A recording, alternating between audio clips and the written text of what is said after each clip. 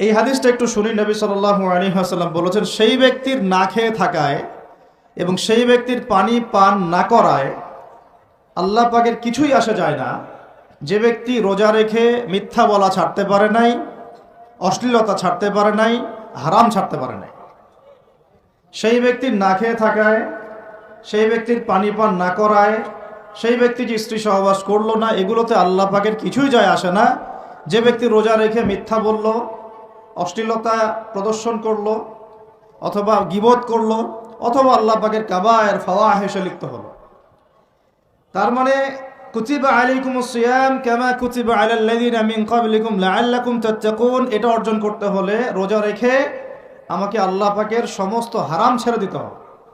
যে হালাল স্ত্রী আমি ছেড়ে দিলাম, সেই রোজা রেখে আমি হারামভাবে কোনো মেয়ের সাথে কথা বলতে পারি?